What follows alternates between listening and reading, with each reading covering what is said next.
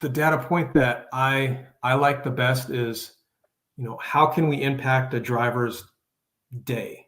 And if I just were to simplify it, so I didn't know this growing up, but I grew up in the back of a sleeper cab, right? So born back east, and my dad used to drive trucks from Buffalo into Canada, right? That was his run. And not until I was maybe 15 years old, and my dad had a small trucking company when he moved to LA, that they really told me, like, yeah, you used to be in the back of a sleeper cab for the first 3 years of your life. I'm like, oh, really? Okay. And then fast forward, I had no interest in being in trucking or transportation, but I would see some of the struggles my dad would have with his drivers and how much it meant when a vehicle was not making money, not picking up loads, not going to the yard. And now fast forward that I'm in that industry, I think the biggest key to success to me is, how can we positively impact this driver's day? So key data point to answer your question is, how much time can I give back to my driver? How much time can I give back to him so that they can either be more efficient and make another drop, right? Or they can get done early and go home to their family.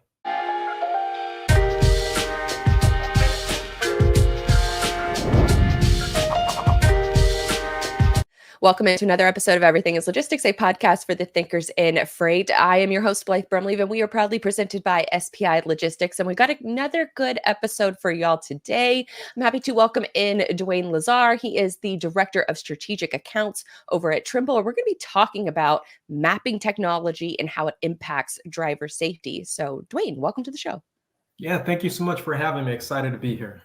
Now, I love kicking shows off to find out how somebody got into this industry, because it's such a hidden gem. And once it kind of like grabs onto you, you never really leave. So give us your backstory. How did you get involved in transportation?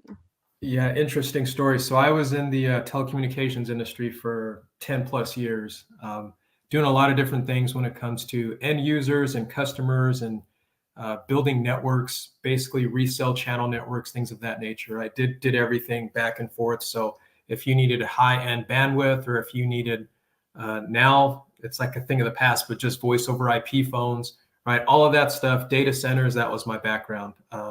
Long and short, I had a buddy that kind of transitioned into transportation, and they were looking to pull me from that company. And really what happened was, I kind of told them I wasn't going to move from the position I had to take a job where I traveled. And then ultimately, they let their partner network know that I was available, and someone came up and they scooped me up, and I've been here ever since. Nice. So what is the time frame, I guess, of how long you've been in transportation? I think it's going on 13, 14 years Oh, now. wow. So it's been a minute. Yeah. And so you were involved with a company that was purchased by Trimble. Am I understanding that correctly? Yeah. So previously, ALK was the original company that brought me from telecommunications to transportation. And then ALK kind of morphed into a couple different things, but ultimately now we're Trimble Maps. And then what does, I guess, because I heard a quote that they said Trimble is pretty much everything transportation technology. And I thought that was a really good way to sort of kick off this conversation, because it feels like Trimble is just sneaky big.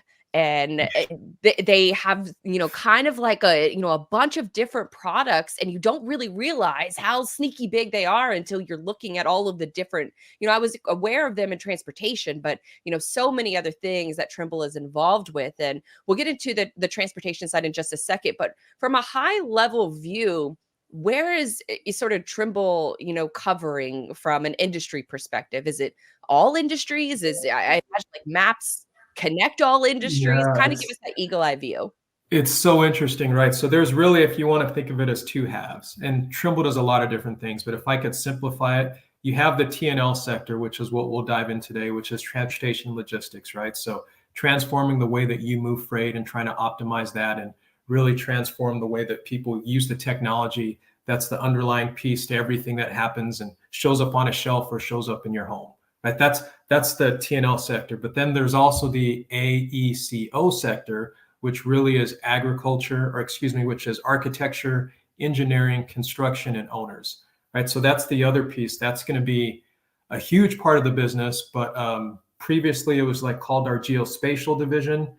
So if you see anybody doing the site stuff on the roads, if you see anybody doing stuff with construction, there's a bunch of construction software, and that business just goes on and on and on and on. So those two halves kind of make up Trimble as a whole. But to your point, low key, Trimble is a very large entity that spans into so many different areas.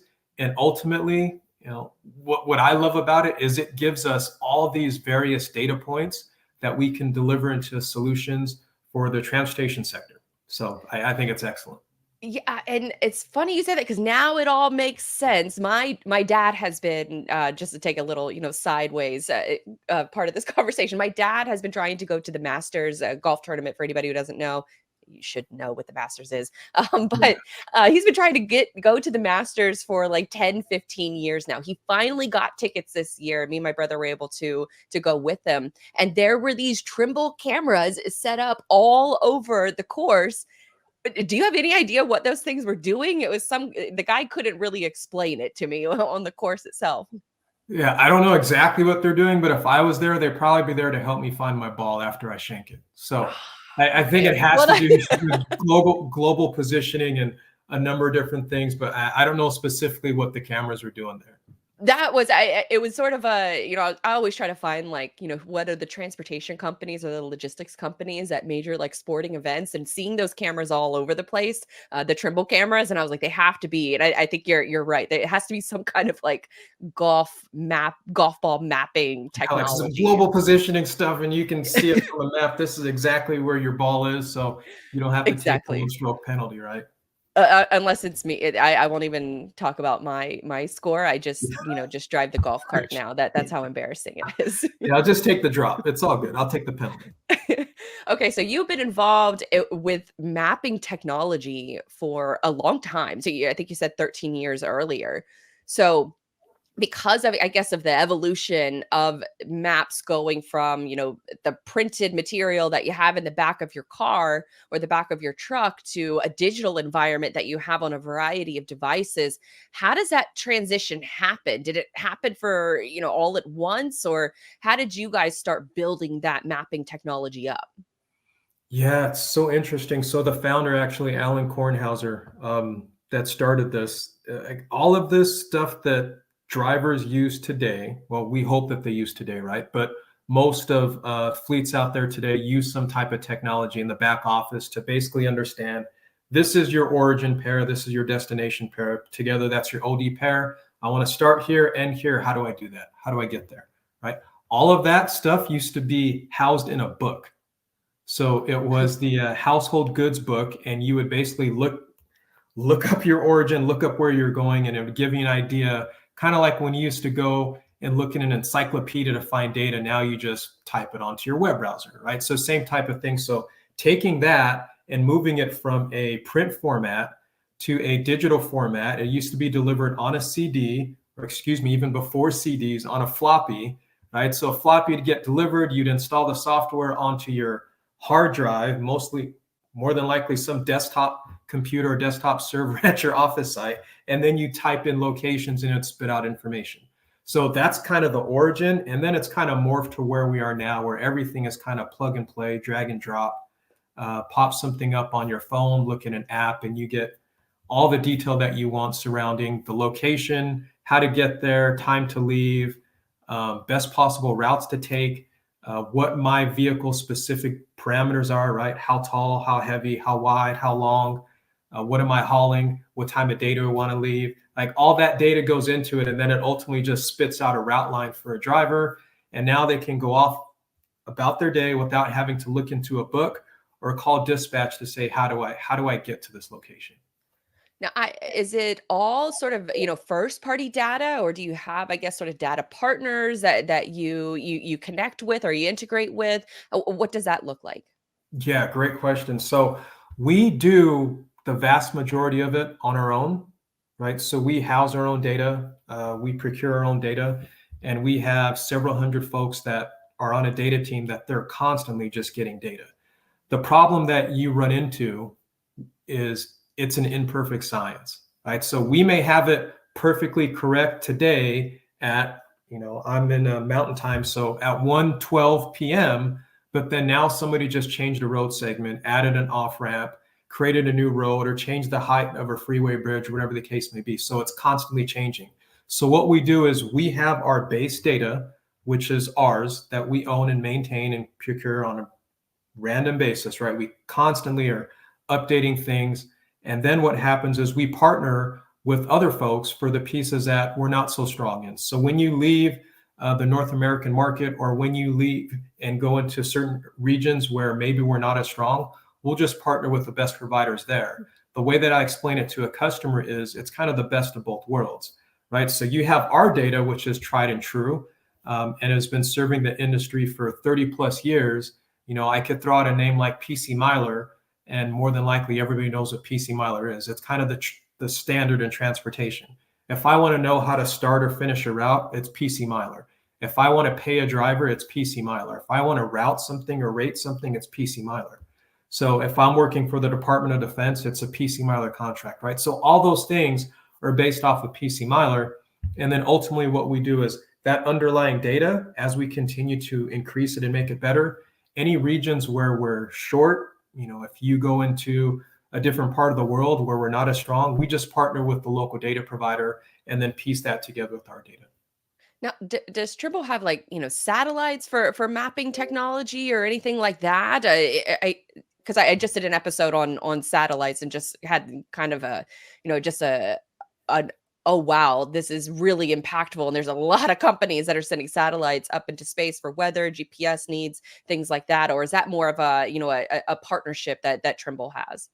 Yeah, great question. So what we'd actually do in that case is we partner with the best and brightest, the best of breed with those different things, right? So one thing that's super important to us is like security, right? So we partner with Microsoft Azure on that, right? Something that's important to us is traffic data. So we'll partner with the leading traffic provider. Something that's important to us is weather results. So we'll partner with the leading weather provider. So we get all of that content, and then we deliver it in a usable format for drivers and end users.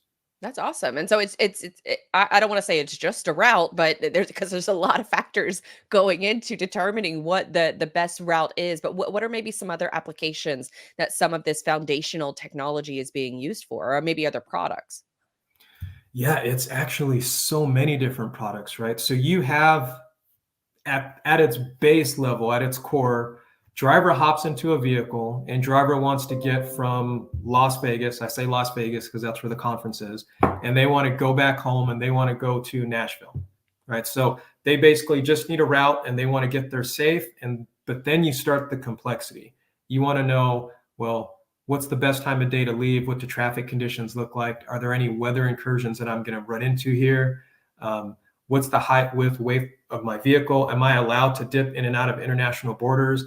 I have a rest break coming up. When I stop at that rest break, I want to get something to eat. I need to park. What does parking look like? Because I'm going to stop in Minneapolis, right? There's all these different things that layer into it. So if you continue to zoom out and you look at people building for their day. So I have a fleet of 20 vehicles and I need to do that exact same thing I just said, but I need to do it for 20 different drivers, right? So now it layers into your back office systems. So what's going on with your routing program? So another product we have is Appian, right? So that needs to dip into a database to get that information.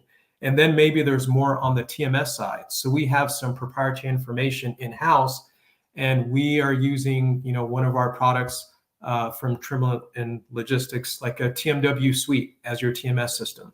So that also is going to deliver some specific information to the driver that's dipping in again to the maps database to deliver that information. Maybe you have something from a fueling perspective and you have a fuel network that you want to layer in. Again, that's dipping into the map database. So what we've really become is that underlying piece of information that everybody just kind of connects into, right? So really we turn into a data provider, we aggregate the data and then deliver it to you in a usable format. Are you in freight sales with a book of business looking for a new home?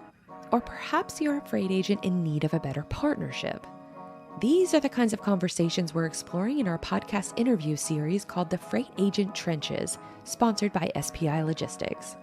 Now, I can tell you all day that SPI is one of the most successful logistics firms in North America who helps their agents with back office operations such as admin, finance, IT, and sales, but I would much rather you hear it directly from SPI's freight agents themselves. And what better way to do that than by listening to the experienced freight agents tell their stories behind the how and the why they joined SPI. Hit the freight agent link in our show notes to listen to these conversations, or if you're ready to make the jump, visit spi3pl.com.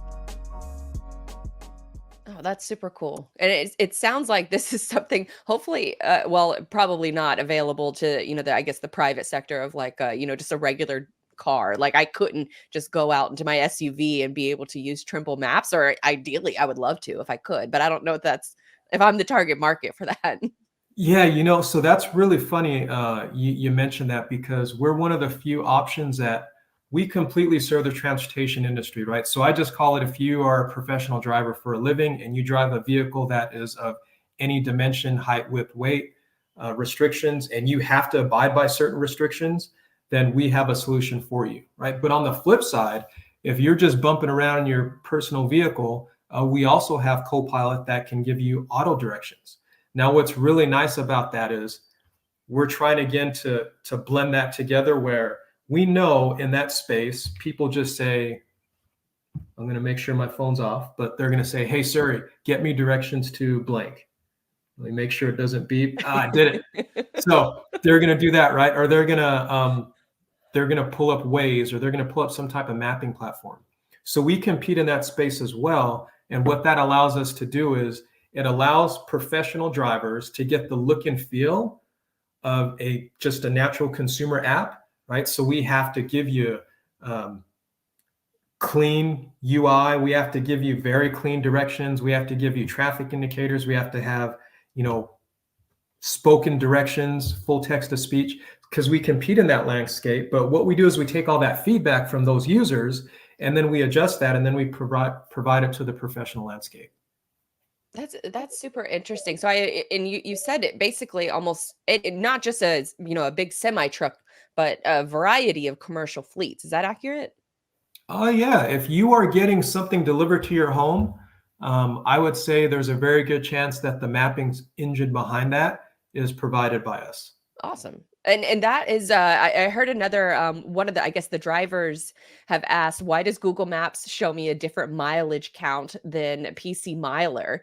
What is happening, I guess, during that process? Is it, basically Google Maps just hasn't caught up to Trimble, or, that maybe it's just a user preference on they prefer one over the other? Yeah, so I don't want to poke the Google bear, right? I definitely don't want to do that because their reach is broader than ours. But ultimately, this is what we do. This is what we focus on. So the reason people appreciate what we do is because we take all the nuances that will happen to a professional driver into play. Meaning the route lines could look drastically different because we start at this location and we know for a fact that, well, this is a school zone and Mr. or Mrs. Driver, you're not supposed to be in this zone until after, 5 p.m. or whatever the case may be. Whereas a different provider, I'm not going to poke any bears, but a different provider may just give you a route, right? And then you even have providers that just say, all I do is I kick out the distance as the crow flies. So I have 2 points and I just draw a straight line to the point, and then that's the distance. Well, we all know that that's not the case, right? There's twists and turns involved. And then where we take it a step further is we really focus on that last mile piece. Because in all honesty, just moving along the interstate, if I tell you how to get from origin to destination, more than likely you can figure out the interstate system and what interstates to take. But once you get off, if I'm in a heavy vehicle, it'd be really nice to know, well, not only do you get off here, right? Once you get there, these are the twists and turns, and you take 2 lefts and then you take a right. But you don't just show up at the facility, you show up at the loading dock. Right. So we want to route you to the specific truck entrance or truck exit gate, not just get you to the facility. And the way it used to be done, again, not to poke any bears, but you basically draw a dot on a location and you put a circle around it, right? That's just your point radius. Well, if you go to someone's home even, and you put a dot on a map and you draw a half-mile radius around it, that doesn't necessarily get you to their driveway. That doesn't get you to the front door. It just gets you inside that point radius circle, right? So what we did is we actually do polygonal geofences around all those locations. So not only do you show up at the facility, you show up at the appropriate gate, you show up at the appropriate time, you enter through the right gate, then once you're done with that delivery, you exit through the proper gate. Yeah, because I imagine if you were using, some other product, then it would be a super frustrating moment for you to finally get to your destination, but then find out that you have to go around the corner, you have to go in a completely different direction in order to get to that loading dock, like you said, and you're also driving a big piece of equipment. So it's a little bit more challenging on some of those, more smaller roads than, say, an interstate, I would imagine. Yeah, no doubt. So there's instances where we can pull up the data because we kind of geek out on the data, but ultimately we can show you instances where your arrived depart information is completely skewed. And if your arrived depart information is skewed, that means the driver's time is skewed, which means that dwell times are skewed, which means that what you're basing this entire profitability on for this particular run is skewed, right? Because none of that data is accurate. So if I can show you a route where the facility is within half a mile of the interstate, then if you were to just drop a dot on a map and draw a half-mile radius around it, when I'm on the interstate, it actually shows that I arrived at this particular facility. When I didn't, I still have to exit the facility or exit the interstate, make a couple twists and turns to show up at the right gate. So all of that stuff gets taken in consideration. And then if you multiply that, right, if that's a few minutes, if that's 5 minutes or 3 minutes or 10 minutes, you multiply that by how many vehicles visit that location on an hourly, daily, weekly, monthly basis, that starts to really add up. So that means that all the metrics that you've been planning this particular run on are completely inaccurate. So your pay's off, your dwell times are off, your detention times are off. You may have to pay some type of penalty. And it's not the driver's fault because the system just told me that I arrived, but I'm still on the interstate. I'm not even close, right? And then you layer in traffic and it just compounds the issue. So yes, something very simplistic. We try to make it, I don't know, overtly detailed, but simply uncomplicated from the driver's perspective. Yeah, there was another quote that I heard from another interview doing prep for this one, and it says that you can also tell the driver like the curvature of a turn, and if a driver can safely take that turn, which I imagine is insanely valuable to drivers, so they're not wasting their time. So they can't. I mean, if they're not wasting their time, then they get paid more, which is what Right.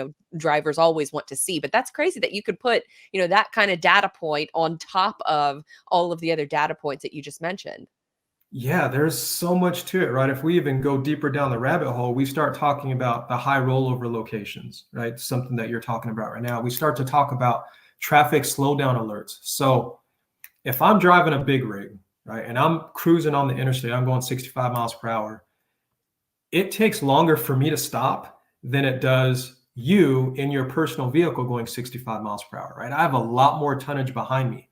So we even give you slowdown alerts where Mr. and Mrs. Driver, as you approach this location and the next 5 miles, the speed is going to decrease from 65 down to 10 miles per hour, right? So that shouldn't be a harsh braking incident because the driver doesn't know. It should be, hey, we have the guidance and information. Let's deliver that to the driver. That's one thing. The other thing may be road surface conditions, right? So Mr. and Mrs. Driver, you're entering a location where you're going to encounter, sleet or not that it's just snowing, but what do the road conditions look like? And then how's that impacting traffic? And then how's that impacting your drive time, which is ultimately going to impact your ETA. So when I say we kind of geek out on this stuff, we kind of do. Some people are like, why can't you just tell me where to go? I'm like, we can tell you where to go, but we want to make sure that it's accurate. We want to make sure it's precise and that we're giving you all the data to make your driver's life easier. So do you have like one or two like favorite data points that you kind of like to geek out on? Me personally, Yes. I think the data point that I like the best is, how can we impact a driver's day? And if I just were to simplify it, so I didn't know this growing up, but I grew up in the back of a sleeper cab, right? So born back east, and my dad used to drive trucks from Buffalo into Canada, right? That was his run. And not until I was maybe 15 years old, and my dad had a small trucking company when he moved to LA, that they really told me like, yeah, you used to be in the back of a sleeper cab for the first 3 years of your life. I'm like, oh, really? Okay, whatever. And then fast forward, I had no interest in being in trucking or transportation, but I would see some of the struggles my dad would have with his drivers and how much it meant when a vehicle was not making money, not picking up loads, not going to the yard. And now fast forward that I'm in that industry, I think the biggest key to success to me is how can we positively impact this driver's day? So key data point to answer your question is, how much time can I give back to my driver? How much time can I give back to him so that they can either be more efficient and make another drop, right? Or they can get done early and go home to their family. So in my mind, it's just driver efficiency and what can we do to improve that? Yeah, that's a great answer. I feel like that's a social media clip. It's already like making a mental note to use that. And it also sounds like that's really where your maybe your industry knowledge or your industry expertise got started and you didn't even really realize I it. didn't even know. Yeah, I was absorbing it through osmosis. I had no clue. So Brokering success demands a battle-ready strategy. TIE TMS equips freight brokers with the ultimate battle station for conquering a tough market.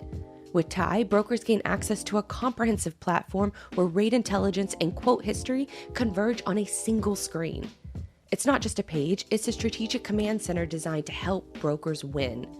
TIE equips your team with all of the data they need to negotiate with confidence and allows them to communicate directly with carriers and customers from a simple control base. Revolutionize the way your brokers perform by giving them a competitive advantage with TIE TMS. For more info, go to tai-software.com/battle stations, and we also have a link for you in the show notes to sign up for a demo. So talk to me a little bit about, we've talked a lot about mapping technology and things like that, and, being able to overlay, all of these different factors that you've talked about. I imagine that has a massive impact on safety scores, safety ratings, just overall driver knowledge around safety. How do the two sort of play nicely together between like a safety culture and then the technology aspect?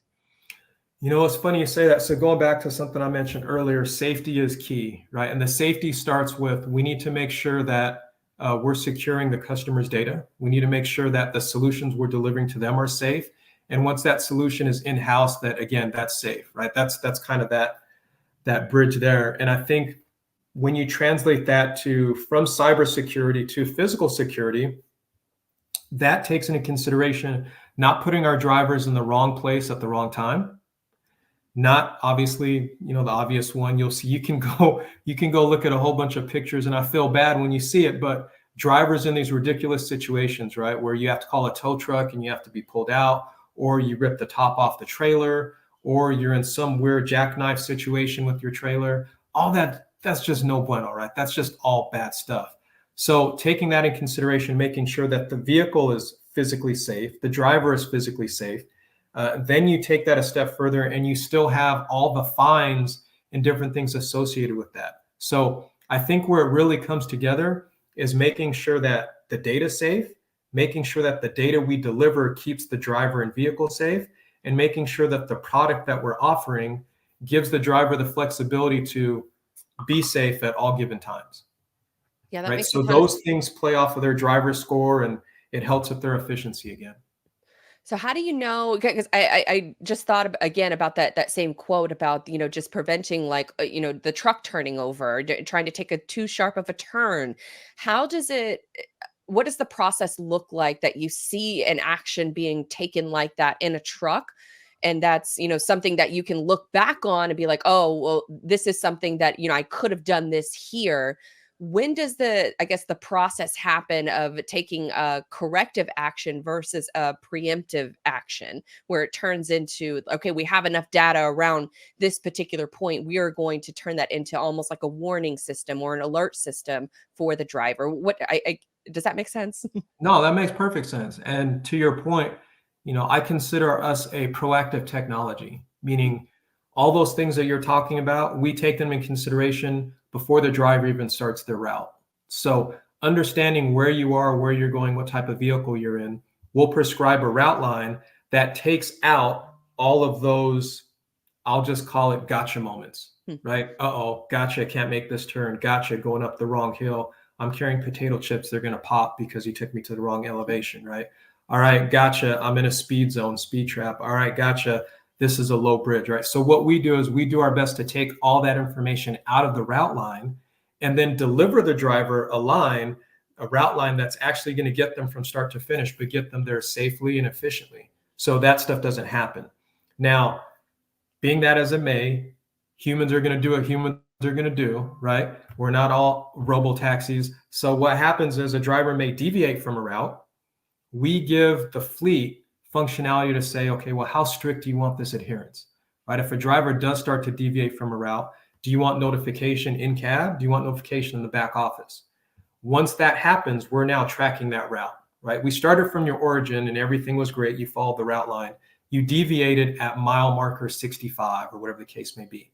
So mile marker 65, we can start to send you notifications that you're out of route and try to get you back on route. But let's say someone just doesn't listen because they're hard-headed and they know better than the computer, which is fine. Still, in that instance, if you deviate and take a different route, we do not put you on a truck route that is not safe, meaning you're too high for this bridge you're going under, right? You're too wide for this road you're going over. You're too heavy for this bridge that you need to carry. Like, we still take that information out of the data and we continue to alert the driver as they approach that. And we give them ulterior options to get out of that. Now, even in that instance, sometimes what happens is drivers are still going to do what drivers are going to do, and they can be bullheaded and be like, nope, I'm still going to go along. What happens in the back end is we're tracking all that information. We're tracking the heading, the speed, the location, the time of day, the deviation notes. And then once they rejoin the route, all of that information is delivered back to the back office. I have to go back to what you just said. Did you say that if a driver, the elevation gets too high, the potato chips will pop? Yeah. Oh, yeah, Yeah. I didn't that is Yeah. that was just sitting in the back of my head. I was like, "No, no way. How do they deliver potato chips then?" They have to Like you deliver at a can't go certain over, elevation? can't go through Rocky Mountains or certain things because potato chips will pop. There's also not so much popular now, but years ago when plasma was the thing, plasma TVs have to be under a certain elevation as well, or else the What? crystals in the plasma would pop. So I never knew that. That's going in the social clips too. That's yeah, keep it's your potato chips right. Use our products, right? so what happens? You just can't get potato chips in the Rocky Mountains? Like it You just got to take a different path. So you can still go through the Rocky Mountains. You just can't take certain roads through it because the elevation on those roads are too high. Oh, wow. Okay, so that's good to know because I'm actually going to Colorado in a couple weeks, and so I'll know that I cannot take potato chips there because the bags Yeah, will pop. That's got to be that was probably an interesting discovery for one poor driver that's hitting an I elevation too know. high and Yeah, all of the potato chips just pop at once. yeah. I'd love to see the original use case for that. That's funny. Okay, so how eh, the buzzword obviously is AI, machine learning, even though these things have been around for, a little while and sort of our definition or our understanding of these things is evolving. But how does AI and machine learning play a role in Trimble's products? That's a great question. It actually plays a very large role. It's something that we've been utilizing, especially in mapping for years, right? Helping us make the right decisions, understanding time of day routing. Because in our solution, you can do something real time, meaning you hop in the cab or, an operator hops on a screen and looks at a location and says, what does that look like? But then we also have the historical data. So go back and change that to I want to leave at 3 p.m. on a Thursday. What do traffic indicators look like, right?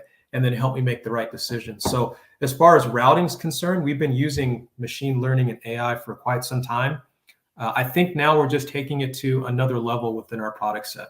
So understanding the benefits that this can offer, understanding how this can take, 50 different solutions, quantum computing, and spit out the perfect answer in a few seconds, as opposed to having to recalculate, somebody being offline for 15 minutes, right? All that stuff is critical, again, because we talk about efficiency and effectiveness for drivers.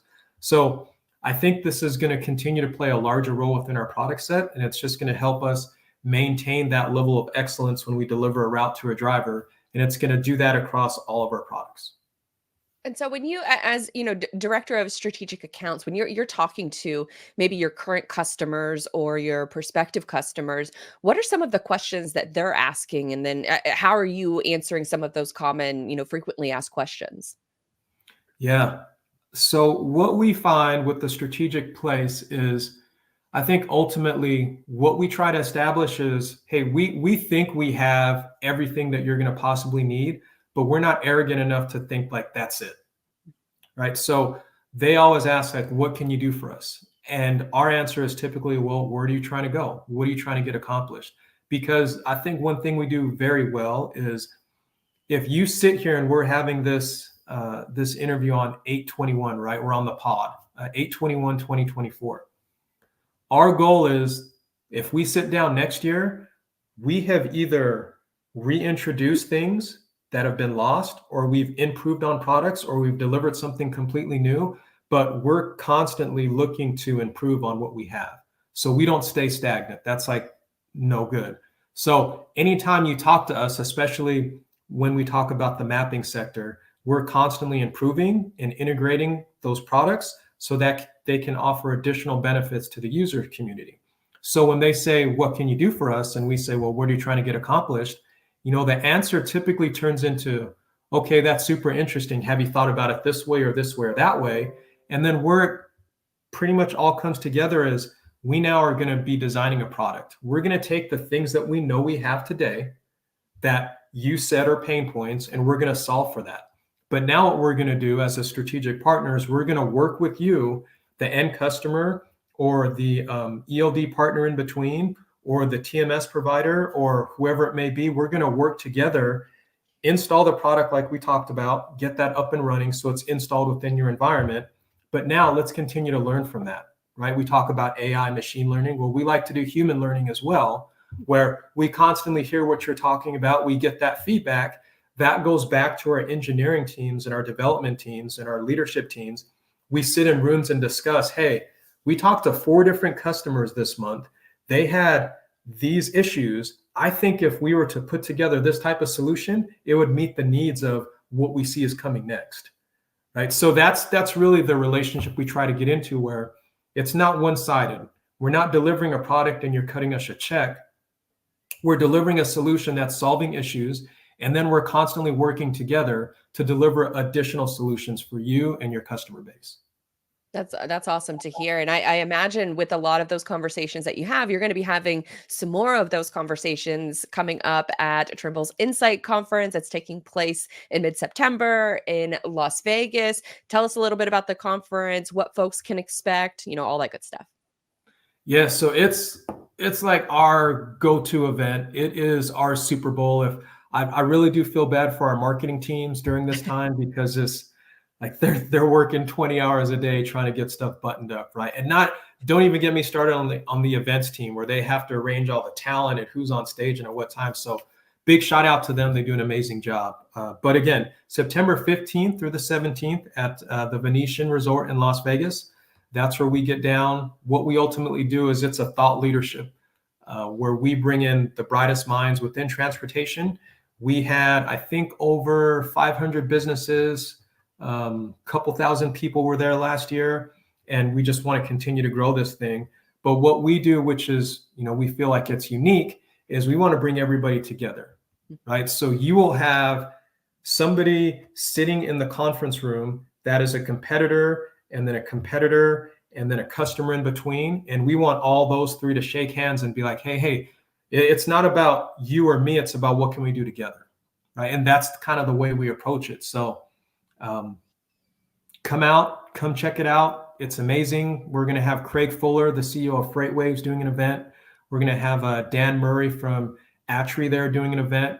There's going to be something that you're going to walk away with, right? You're either going to learn more about a product that you currently have, where it's going, what the roadmap looks like, and how it can benefit your business.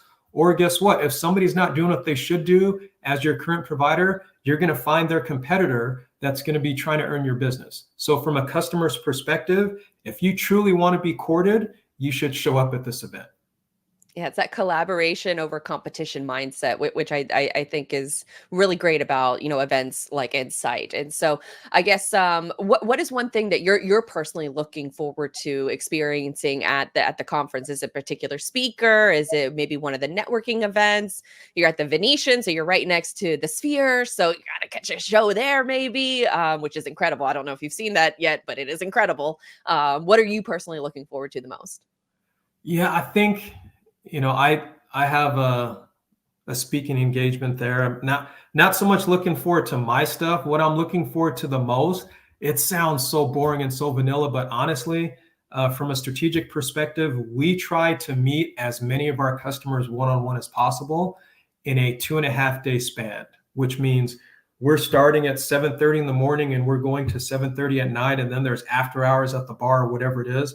But we want to try to meet face to face with as many strategic partners as we can, understand what's happening in their environment. And then we do the same thing from our partner network, right? Because we work with all the major ELD providers and all the different business carriers.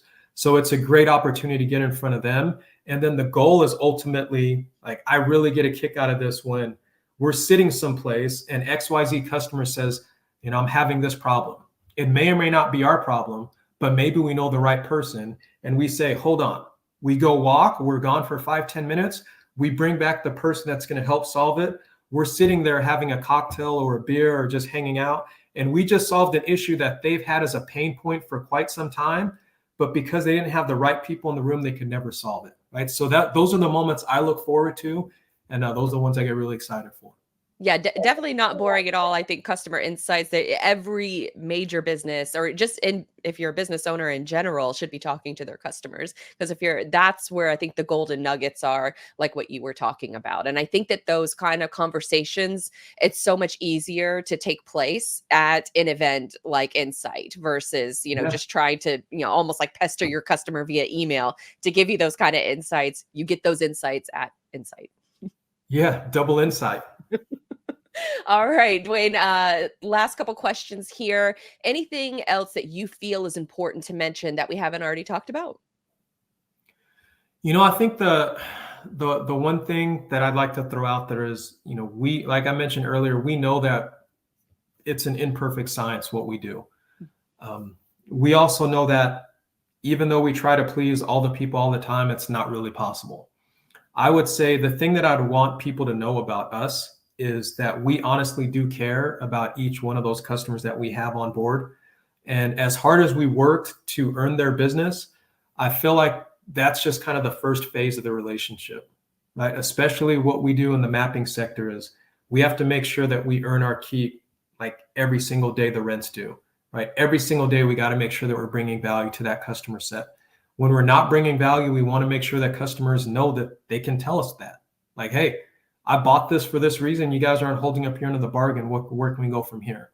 So I think the biggest thing about us is we want to make sure that customers know, again, we're not just trying to sell you something and then disappear, right? We don't want to, you give us a check and then we dip.